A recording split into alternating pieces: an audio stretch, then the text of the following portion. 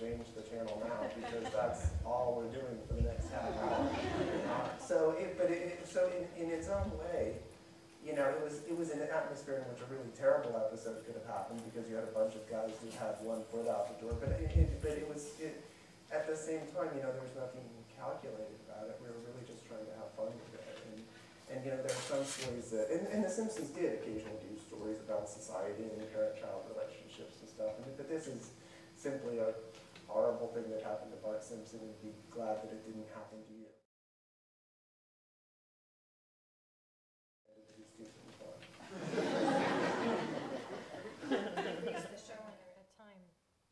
Came and saw the show and said the opening scene in which they're all trying to put it together very laboriously reminded him very much of the initial writing process.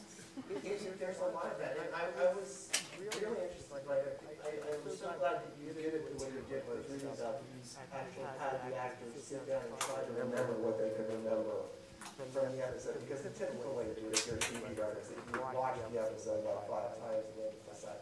But it has that randomness of what they remember and what they don't remember, which to me, I mean, you know, like as Zoller, but to me it's fascinating, just, you know, to see what people, you know, it's like, you know, it's just, it's one of the reasons why it's my favorite play ever, just that it starts with that, to see like, well, what's stuck in people's minds after 20 years, and it's like, oh, I remember the pandas.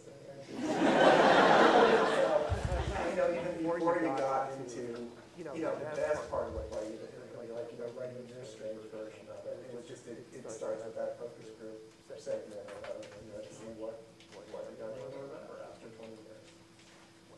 Okay, I have a long setup for a short question, which is part of a larger question, which is that, which involves an embarrassing admission. The show went up, Jon Vitti saw the show last year when it went up in D.C. at Modernizing Theater in the spring. And you had read, there was a short New York Times article which you had read, and then you had seen the review on Washington Post, and I guess decided, which was a good review, and I guess decided it was probably safe to come check it out. And had contacted the theater and told them you were coming. They didn't tell the actors until after you had come because they didn't want people to freak. And you enjoyed it. And so we were all, when I heard this, when we heard that you were coming, the terrible truth is that although I think of The Simpsons as being an extremely written show, and although I know how television works, it is such a particular beast and has been part of the culture for so long that I just always imagine like this feelings of Harvard Lampoon guys creating it this mad, seamless, easy, you know, crush of a moment, and that in my head kind of combined with Fox Network and Simpsons postage stamps and the cultural omnipresence of it, I had never actually really considered, and I'm very glad I didn't because I think it would have been extremely inhibiting. I had never considered that a person wrote it. That way. And so when I heard you were coming, I was like, Jesus, oh God. I really hope you make this, because otherwise I'm going to feel like an amazing jerk. And so my question is, and this is, you came, so I'd like to hear, you've seen it again.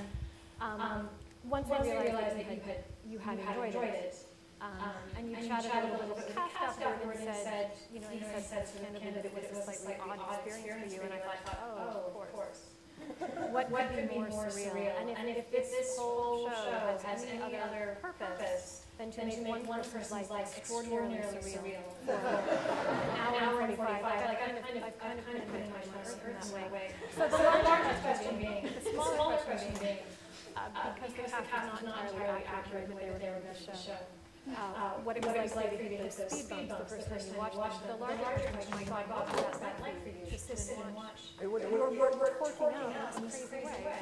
Well, yeah, it's not something that happens to me a lot. Where a great playwright writes a great play referring to one of my 20-year-old cartoon episodes.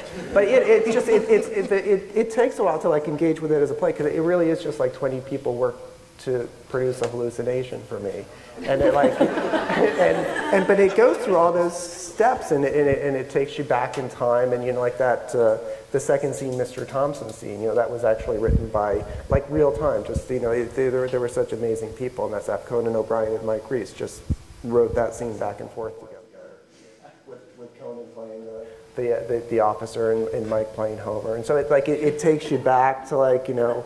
it's a nostalgic experience.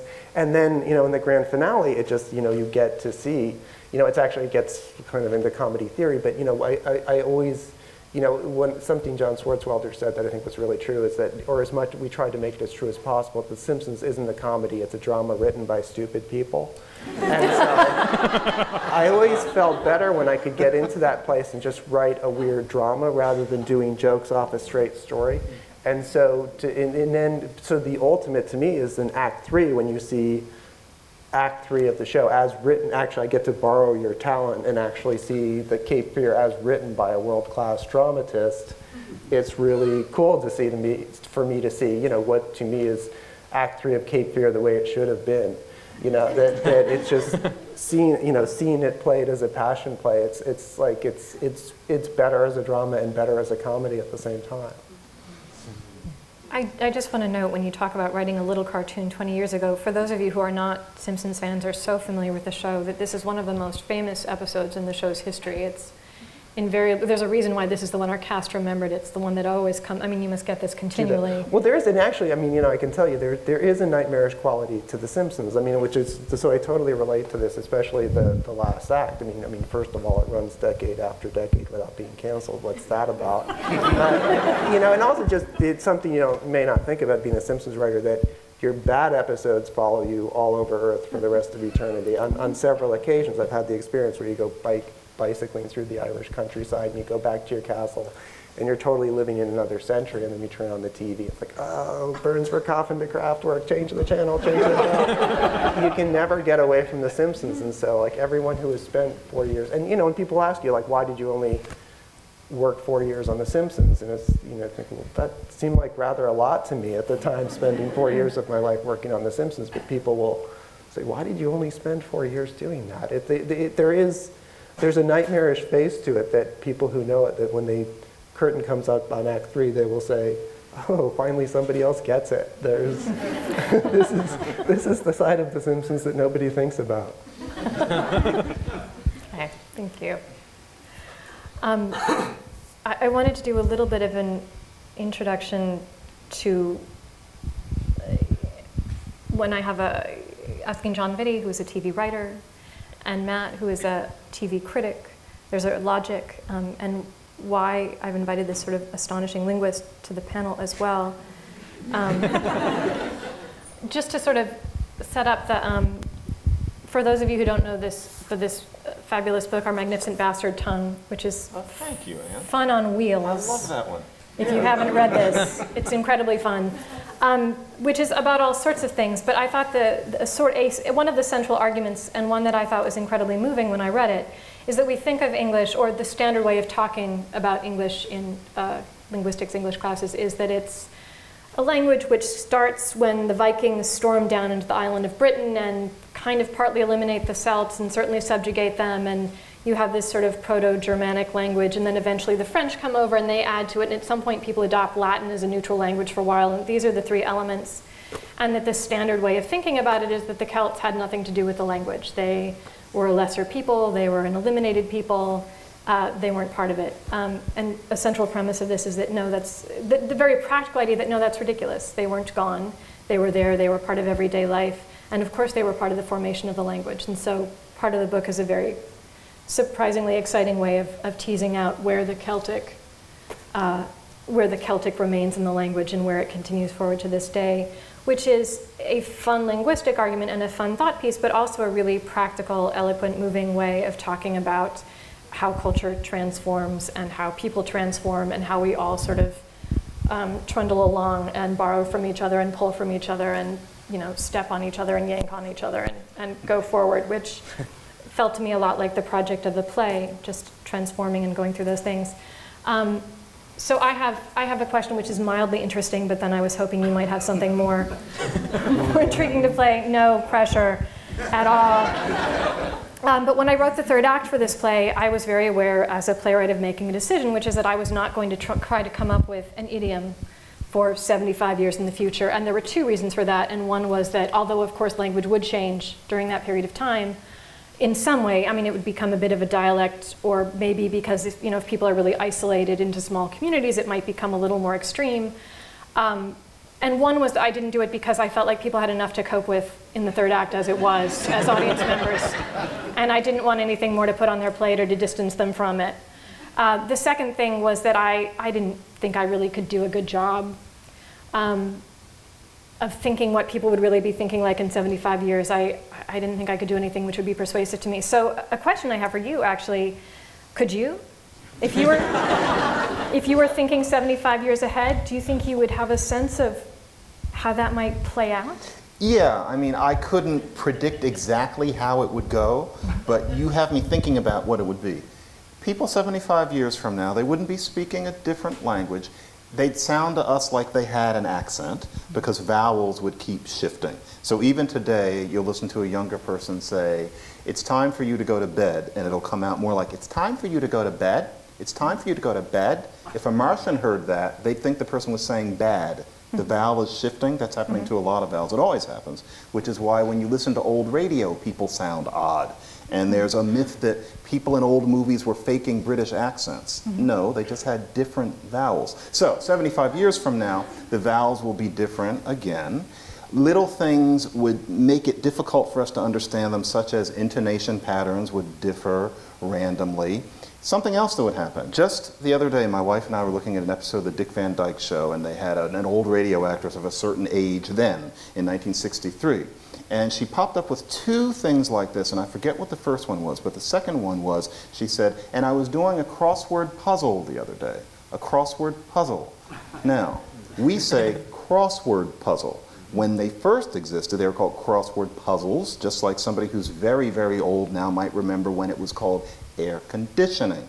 Now take those and imagine 75 years from now, there are all sorts of things. I hear people now saying instead of repeat stress, they'll say repeat stress syndrome. That's not the majority now, it will be in 25 years. So if we listen to people 75 years from now, there'd be a lot of these accent things that would be confusing. So I think it would take us a long time to figure out what they were saying. They wouldn't know how differently they sounded from us. But I would enjoy making up the language of 75 years from now because it would sound, for us, it would sound like we had had a little stroke. We'd have to work to understand what they were saying, and we'd still miss a lot of it. So that's what I think about that.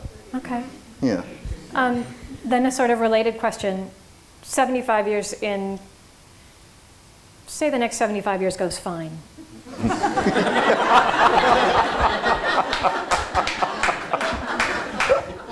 Which we'll just hope it is likely on the one side. Or at least better than in the play. Better than this. Where's the wood tonight? Is this wood? Yeah. Stage. Oh, good for the stage, yes. Theater people really are extra superstitious, especially around a show. They're always running around knocking on. Not supposed to say certain things. Yeah. Whatever piece of wood you can find. So there's that, and then there's something like the world of this show where it's time of tumult, it's smaller population, it's a lot of stress. What's the difference in language change? It changes more rapidly in times of stress than in times of peace, or is the opposite true? What an interesting question. With that society, where I gather the role of the printed page would be less because they're so insular, they have so many things that they have to think about. I imagine a lot of printed things would have gotten burned up. A lot of our electronic records would be permanently inaccessible, and I imagine the bike could only bring so much of it back. Those people would be living in an oral society in which language does tend to change faster because you don't have the page sitting emblazoned in everybody's head as what the real language is or isn't. And so vowels would move faster, little new expressions would come in. Give you one more. In the 20s and 30s, if you read the comic strips carefully and some novels nobody would want to read and listen to the way people imitated Brooklynites on very early old radio, you would hear people saying, "So let's go down the street, hey. So I'm going to buy a new chair and then I'm going to rub it, hey." Little hey. It's kind of like the yo that you hear people of a certain demographic using on the street now. It came, it went. Those sorts of things pop up in a language. They pop up more if everything is oral and the language gets to keep changing and piling things on. So yeah, I think that their language would be more different from ours than our language will be if things stay as okay as they are now. That's my educated guess on it. Awesome, thank you.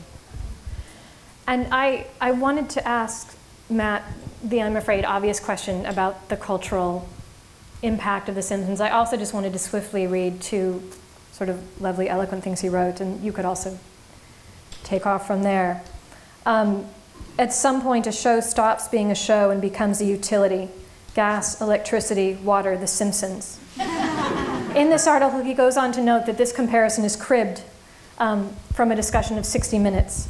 And he says, it seems opposite to recycle a point about one long-running program in an article about another when it's as self-consciously self-cannibalizing as The Simpsons. I was plagiarizing myself, by the way. Oh, that was what you wrote about? Yeah. Oh, that's gorgeous. Thank you. Yeah, you didn't say it was, oh, you did say self-cannibalizing, all right. Yeah. He also says, The Simpsons has a stronger presence in American life than Cheers, Seinfeld, Community, or any other sitcom you can think of. Since the show debuted in 1998, not a week goes by that I haven't thought about it, quoted it, or heard someone else quote it. Yep. I would also like to refer you to the internet to an awesome, artificial, he didn't set this up, a matchup for greatest comedy of all time between Cheers and The Simpsons. Those are the finalists. The finalists, it was sort of a reader-determined, you were presented with Cheers versus The Simpsons. Yes. And you really, in a very soulful way, really try to take it on, really try to be fair. It's The Simpsons wins. But it's kind of a beautiful discussion of two different ways of writing television comedy. So I guess I had two questions for you, and one was if you wanted to expand on that a little for everyone here who hasn't read those articles on the internet. And then also as an odd sidebar, a new trend which has cropped up, which is recapping. Right. Sort of great pleasure in recapping shows the night after they come out, like long, very sort of eloquent discussions of programs which have just happened, which is an odd kind of mashup of you're taking, this TV form, and then you're immediately transferring it into a kind of literary / water cooler form combined. In a weird way, it's a whole new thing. And if you had any sense of why this now is, and well, yeah. Oh, and then sorry, the third question. I'm mashing them all together. I'm mashing them all together, and you can deal with them as you see fit. Okay. The Simpsons is now the longest-running TV show in history. It just recently passed Bonanza. Will this be possible in the future, the way television is going? What do you see the future of television as being? Do you see it as being capable of supporting a long-running show like The Simpsons, or are we just entering a different kind of cycle? I'll take those questions in reverse order. Okay. Yes, I think it is possible for a show to run pretty much forever, and The Simpsons very well might be that show because the characters are animated. And we don't have to worry about the normal issues of mortality and decay that living people have to deal with on TV. As for the recap, I remember I took this film class in college, and they talked about the silent cinema and how in Japan was much later, it took them a much longer time to give up silent cinema than the rest of the world. They lagged behind everybody else for a few years because they had this tradition of the benshi, who was they called the explainer. And the explainer would stand up there at the front of the screen and offer occasional commentary and sometimes translate things into the local idiom, or say, or just like, funny guy comes on screen and he points to somebody in the audience who resembles him, like that kind of thing. And the benshi, certain theaters were very popular because the particular explainer was popular. Like if they had a choice to go see a certain film at one theater versus another, they go to this one, this guy's the best, this explainer. I think that's sort of what the recaps kind of are, in a way, is like, it's not so much, it's about the show, but it's also about the experience of being an audience of the show. And the person who's writing the recap is the resident explainer for that little movie theater, which is the website. And Vulture does it, Grantland does it, everybody does it now. Wall Street Journal, I mean, you name it, Huffington Post. And everybody has their own thing, and some people write these lovely, kind of almost like pieces of short fiction that are really sort of only tangentially about the show. They're also more, no, but I say that, I mean, that's not a rap, it's really cool. And then there are others that are more play-by-play, like almost like sports writing. Like who's up and who's down on Mad Men, who's the most powerful character this week, and there's a million different ways to go about it. And then as for I guess the first one, and I hope I'm even remembering this right, is the cultural significance of The Simpsons. Well, what can you say? I mean, it's. I actually have been sort of obsessing over a particular aspect of your play, so I'm going to do that thing where I turn it back on you, because I just have to say, when I watched this, I was the ideal audience for this, probably, because I knew, obviously I'm a TV critic and I love The Simpsons, but I didn't know anything about this play. I'm going through a very busy period in my life, and they asked me, do you want to be on this panel? Well, if you do, you know, we want you to see the play first. I'm like, duh. So, and I didn't know anything about it except that it was a play and it was somehow about The Simpsons and about Cape Fear in particular. So when it started, I was thinking, oh, they're going to be sitting here trying to remember the plot of Cape Fear for 90 minutes to 2 hours. Oh dear, what have I gotten myself into? And then it took this weird turn in the second, I guess it's a 3-act, I guess, technically, and the third act, even crazier. But when I thought about it later, I thought, like, this is the best, like, in addition to being about what it's about, I feel like it's about something else, which is, what is theater for? Like, what is theater for? And theater is for the most basic, direct kinds of storytelling, I think, and they're a reflection of what is important in the culture. And what you've done here is you've sort of projected us forward 75 years in the future. And in the first act, everybody's obsessing about the past. They're trying to remember the episode. They're trying to hold on to the past that doesn't exist anymore, and electricity and everything else. And it's interesting that the first act of this play reminds me of watching a movie, because we don't have a sense, you know, it's like we're not aware that we're sitting in a theater watching a play. It's like we're sort of the invisible viewer, like when we're watching a movie or a television show. And then we get to the middle and it sort of starts to mix, because these people come in the back. And suddenly we're aware that we're in the back of the theater. I'm not telling you anything you don't already know. You wrote the play. But the third act, suddenly it's total theater, and it's about theater, and we're aware of the act of watching theater and all of the artifice that comes into it, and it ends with the guy up on the balcony riding the bicycle to provide the electricity, and the big, cool, awesome thing, which is probably what everybody came to see, is the lights. Because that's what we don't have anymore.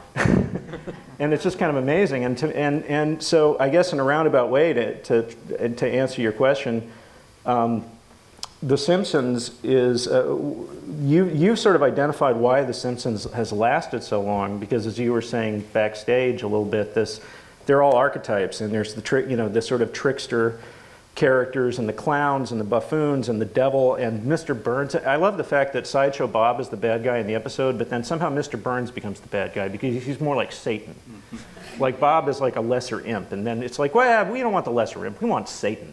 You know? Anyway, I don't even know where I'm going with this, but you know. And I wanted to ask you something just to make sure that I understood, because sure.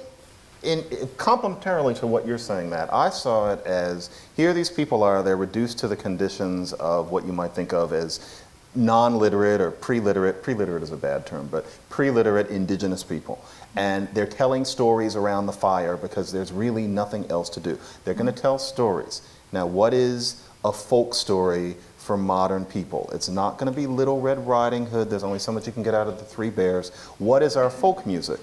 I don't know. It's certainly not Jimmy Crack Corn. Folk music for modern Americans is the theme song to Gilligan's Island, the theme song to the Brady Bunch. These are the songs that we all know. If somebody plays them on the guitar at summer camp, everybody goes crazy. So that means that for people of a certain probably demographic and age, the story is not going to be Little Red Riding Hood. It's going to be The Simpsons or ER or Arrested Development or something like that. So they're telling it.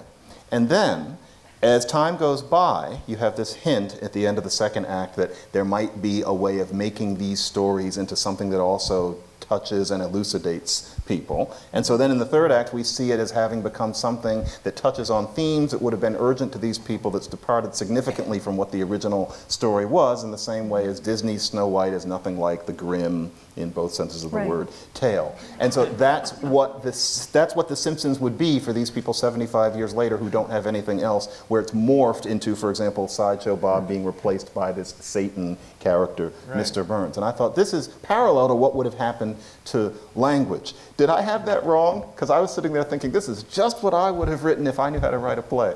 But I don't. Yeah. Or was I just projecting because that's what I wanted it to be?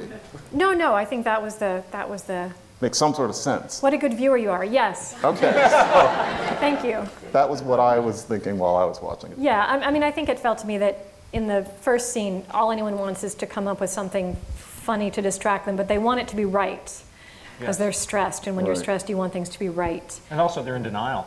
And they're in denial. They're in big denial. So exactitude becomes a really good tool for, if you were just sort of sitting back and laughing about stuff was funny, you'd run out faster than if you really set yourself the task to complete the episode.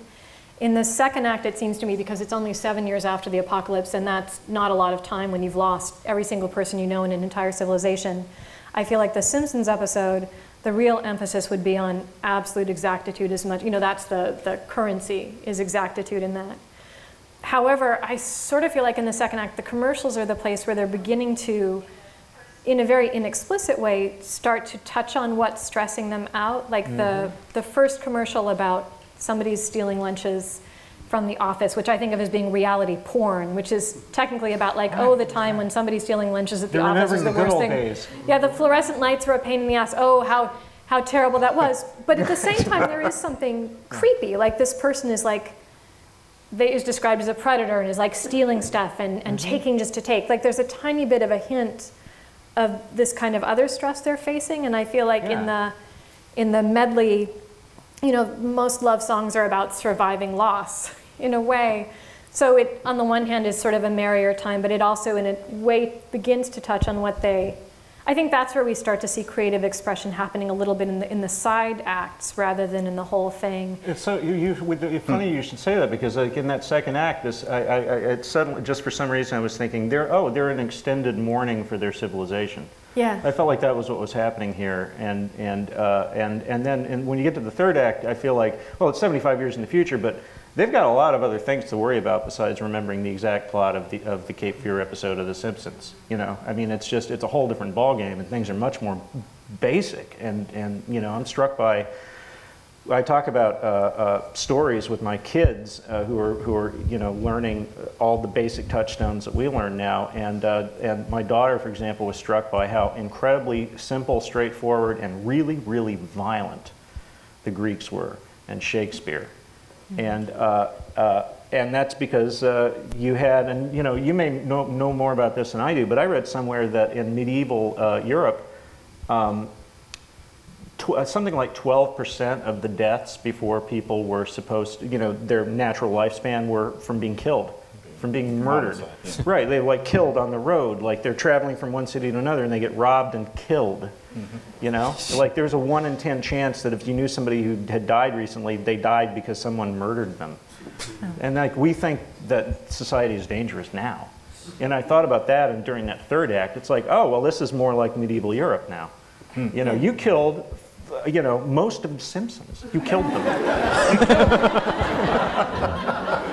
I was like, they're going to come back, right? Because that's what would happen in an episode of The Simpsons. Like, no, you know, like they don't kill. They actually are, in theory, they're all imposters now, because there was an episode in which they were replaced by imposters and they were never replaced back. So, you know, I don't know if anybody that wasn't resolved. That's true. No, it never was. It's been the imposters for the last 10 years. I don't know if anybody pointed this out. When I was watching Star Trek Into Darkness this summer, I could be like, this is totally what the play is about. That in the 1960s, Star Trek was a Cold War allegory. We were the Federation, the Klingons were the Soviet Union. There were lots and lots of stories about situations that Kirk had to handle so that they didn't become the Cuban Missile Crisis and plunge the galaxy into war. And 50 years later now, Khan is basically a terrorist, and it's a story of how somebody comes to fly a starship into Starfleet headquarters, and it's the same franchise, but it's like, you know, our stories are about our world, and our world is a lot about our fears, and when our fears change, our stories change. I've been watching Star Trek or the Batman series, which was this merry little bouncy, campy, fun romp. Not anymore. And has, yes, and it gets, and the way they keep rebooting it and then rebooting it again and then rebooting it again and swapping out people, it's like we can't find the perfect way to think about Batman, but we really want to try. So we keep the way kids will make you tell the same story over and over and over again because there's some way they want it to be perfect or they want to get the same thrill from it. And they, do we have time for me to ask them the theater question? Or? Of course, yeah. So I had, unless anyone has a pressing question they want to ask, this is sort of an odd question, but I don't know to what extent you are all theater goers. I know you were a frequent attender here, and I know both of you have seen this. Theater is not something that people large in the culture see so often. But my question for you was, do you have any thoughts about the state of theater? Is there a kind of, I mean, television is something which is in a great efflorescence of moving ahead. And as a playwright, for me, this is a very hopeful time. I see tons and tons of really fabulous work by really interesting writers. But I know it's not such an active part of the culture as a whole for most people. Are there things that you want from theater that it doesn't do, or potentialities you think it has that are not being exploited, really? How is theater not exploiting what it can do?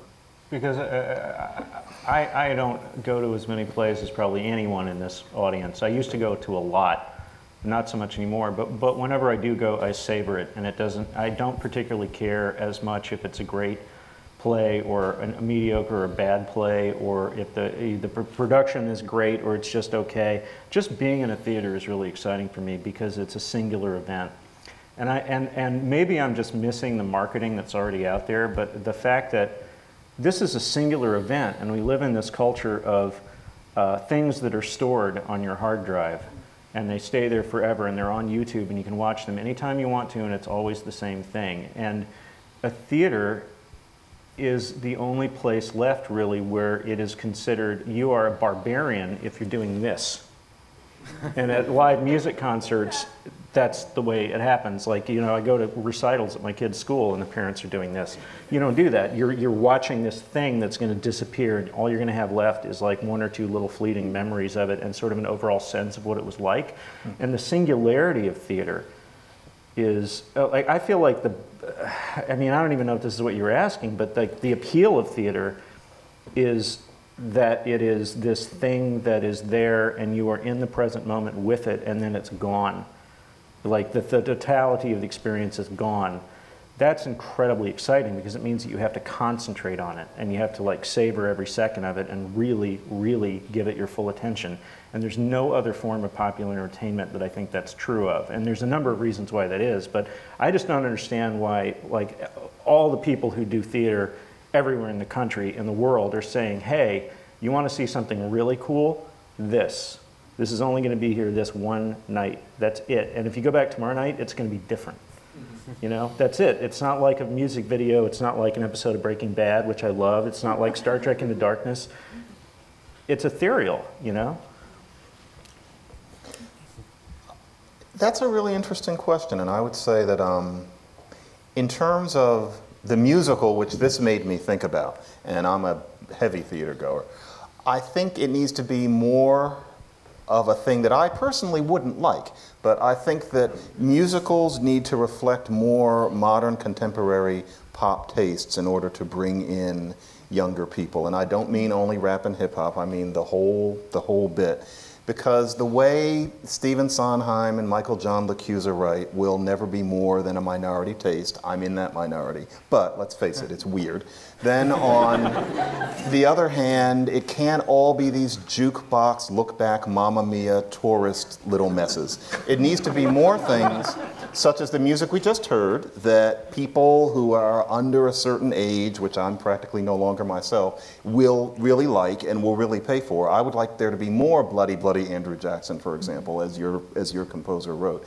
I would stop seeing a lot of that, frankly. It's not what I would go for, but it would be much better for the musical theater industry. And for straight plays, frankly, I wish there were more room, and I guess there isn't because there's such thing as the sitcom on TV.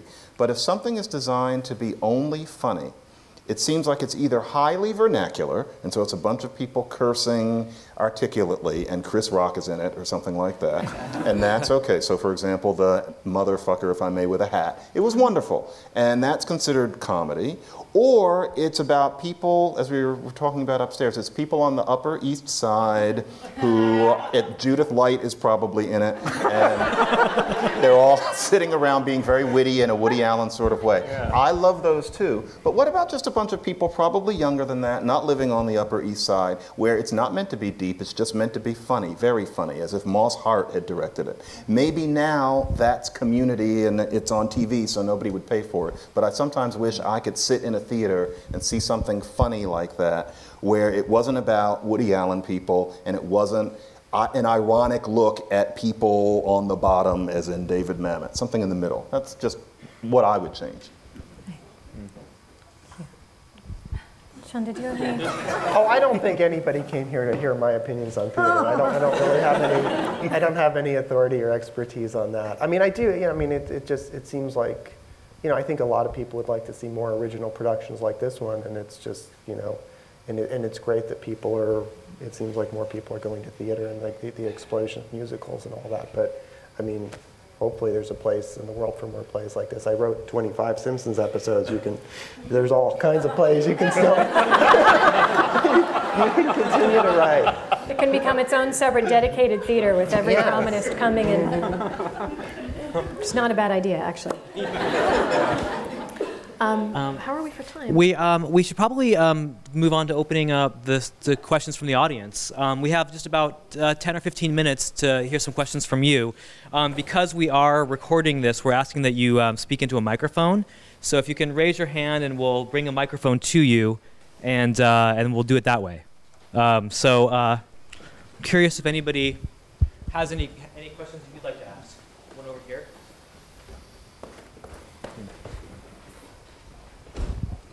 Hi, I loved the play, first of all. It was tremendous, and thank you for writing something like that.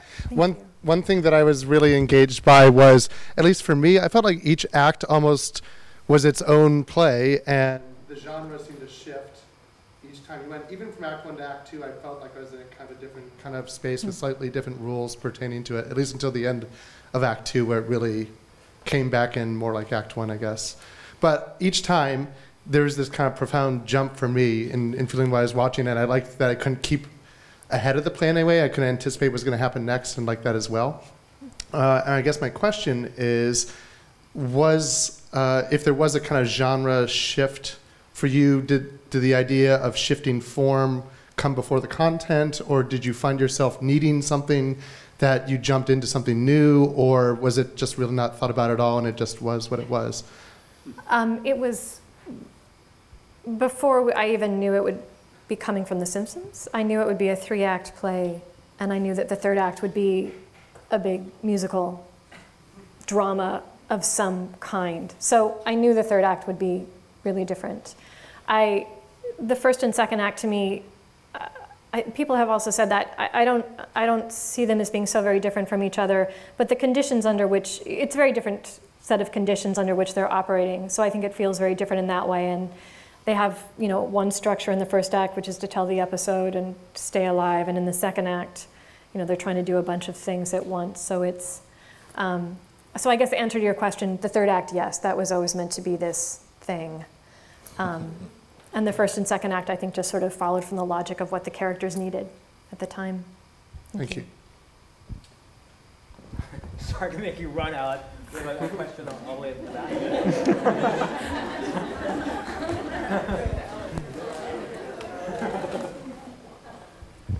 I changed my mind. In terms of the 3-act structure, I felt that the middle act was a comment on capitalism. That the 1st act is about survival and trying to find your people. That the story is the unifier, but that underneath it is, have you seen so-and-so? Can we connect? And that the middle act would the trying to create, to hurry. We have to get these pieces of the episode back together, and we have to make it look good before the other group beats us and gets all the money. Mm-hmm. And that the 3rd act was the creation myth. This is the contemporary, this is religion, this is the thing. This is how it began. So I wondered if those things resonated for you, or if that's just a world I created in my head. Either way, thank you. It's a total delusion. I guess I don't. I mean, I think of it more sort of, my nose is closer to its ground. not so much looking at it from a larger sense. So those sound beautiful, and they may totally be right and great. I mean, I think of the third act as being not quite a religion, somewhere between a much more significant version of the Christmas Carol and myth, myth and ritual sort of combining. And then the second act, I mean, capitalism, the way we think of the term is about, a desperate struggle for survival using a system, which is totally what they're doing. I mean, in a weird way, economically, I think of them as being more relaxed in the first act, just because everybody's just died and they can scrounge in houses and get things. So they're more worried, but they're better fed than in the seventh act. 7 years future in the second act. But thank you. Those are lovely structures. We'll go here first, and then we'll come down here. Hi, this is a question about evolving language, and it got me thinking, like, there are these rules about how in theater, there's rules about diction and how you need to say things so people understand you, and more specifically, in learning opera, say, or musical theater, vowels are super important, and they teach you really precise ways about how to pronounce them. I was wondering if you sort of see these technicalities, these subtle technicalities about vowels and emphasis in language evolving in performance the same way as they do in, colloquial speech. I'm probably speaking out of school here, because even though I've done a certain amount of theater, I'm not a real practitioner. But my feeling is that the days when it was necessary to teach elocution in that way on the stage have changed because of technology. And I know that performers resist that and say, no, you have to be able to speak and to project. But I'm not projecting right now. And as long as there is this, here's something that it always kind of rattles me a little bit. I can see that actors are trained to say them instead of them. And so you're supposed to say, you've got to tell them instead of, you've got to tell them. Even though if a Martian transcribed what colloquial English is, they'd say that that pronoun was them. That's what we say, tell them. And it's clear, there's no such thing as some other them. We know what it is. But on stage, it's clear that in acting school, you're told to say, tell them.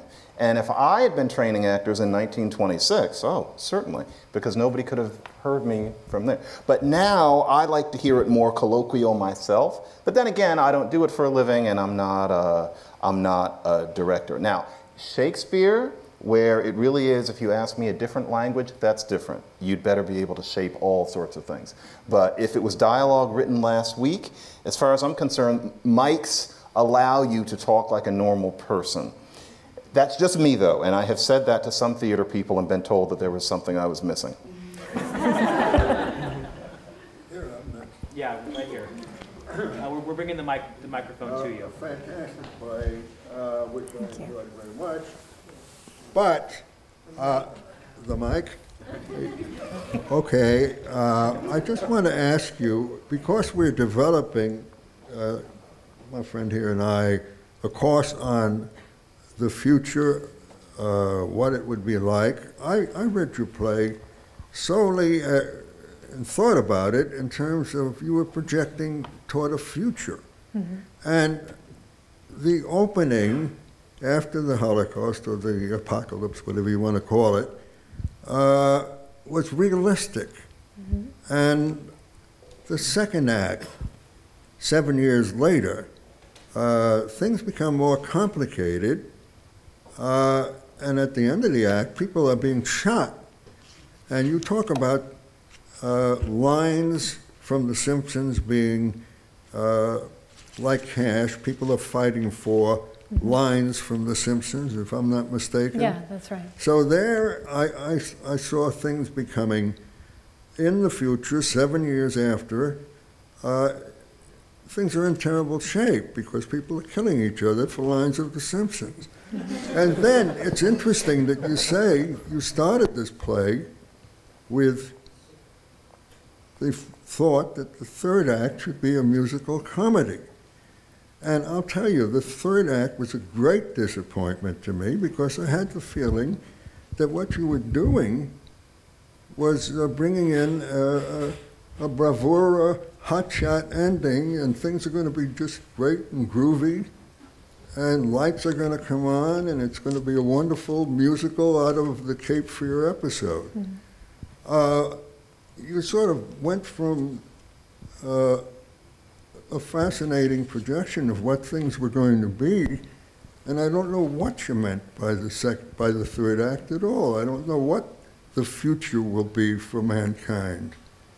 Will it be The Simpsons? I don't understand the whole damn thing. Well, I want to clarify, first of all, that I wasn't intending the third act. When I started it, I didn't intend the third act to be a musical comedy, but to be a drama that involved music. And then it has been the interesting thing about watching the play go up. People do take very different things from the third act. Some find it hopeful, some find it very depressing. I find the fact that it's 75 years in the future and they haven't got the grid back up, which implies a very unstable level of society. To me, that's a little chilling. The fact that they can't talk about their difficulties directly, but have to speak about them in allegory, implies to me that there are people who are still really chilled by that and still really affected by that. I sort of like to think that maybe 100 years after the third act, maybe at that point they'll be able to sit down and write very realistic dramas that sort of feel like the first act, where they talk about what happened to the survivors afterward. But that 75 years in the future from this event, or I guess 85 years from the future, 82, sorry, numbers not my forte. Although all of the people who, pretty much everyone who was a responsible adult at the time of the apocalypse will have died, pretty much everyone who's alive will have had someone very close, grandparent, parent, friend, who went through that time and has talked about it to them. In the same way that after the Holocaust, it took people about 20 years before it came into the cultural consciousness, because people just couldn't speak about it for the most part. It took a long time for us to start processing it as a society. So I think in that sense, I don't find the third act so merry. They can't approach the truth directly. They have to speak about it using old cartoon figures. Having said that, I know that some people have found it very hopeful, which I think to a certain extent, when you write something, you have to give it up to the audience to experience it in those different ways. I think I just wanted to address the point that I don't know that it necessarily implies that everything is fine and dandy at that point. I mean, I can say as an audience member, when I watched the last act, I think mostly just what vicious world turned The Simpsons into this. To me, it's like you pulled off a clever trick of playing this like merry, bloody, that just, to me, implies this terrible world without ever really having to depict it. There's time for just one more question. We have one right here in the front. I'd just like to ask about the style of the third act, which seemed to me vaguely Japanese, whereas other people I were talking to before the show, before this meeting, had other ideas. It was Brechtian or something.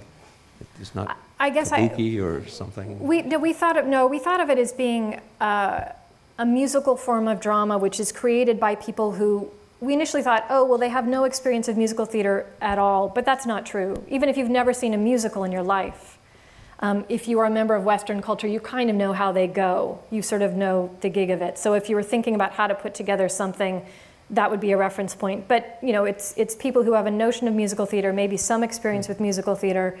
Gilbert and Sullivan, music videos being sort of a larger influence in a lot of ways, movies and television. So they're pulling from a really complicated set of cultural influences. So it pulls together, because it's 75 years in the future, because the idea of people looking like The Simpsons is still important, but people don't really know what The Simpsons totally looked like anymore. That's where the masks came into being. You would want to get this idea of, if you couldn't get actors who looked like it anymore, you'd pull together the mask. So that makes it formal in one kind of way. The different musical styles make it formal in different ways all at the same time. So we thought of it as really being this kind of odd, bastardized form that we don't have anymore. And it ends up, I don't think these people would have had any notion of kabuki drama or no drama, but there are ways in which, performative, people will hit on the same ways of conveying information that will look like other ways. So I think it was our idea of sort of a scrap heap of a musical drama. Does that answer your? More or less. It just seemed to me even more stylized than musical theater usually is. Yeah, I think it's because I think it does take on a certain amount of, I don't think of it as a religious act, the third act, but I think it has taken on a certain ceremonial significance. And again, you know, when you get smaller populations and the same show gets repeated every year, I think there was this idea that it would eventually become, in the way that actually some productions of Christmas Carol can become very stylized. In a similar way with this smaller palette, it could become, you know, rote in a certain kind of way or stylized in that certain sort of way, which was kind of by design and kind of by accident. That was our train of thought on it. I'll take that microphone. That puts us at 6 o'clock, and our stage crew needs to take down a houseboat and put up a campfire. I just want to say a big thank you to the panelists, to Anne Washburn, and to all of you for attending.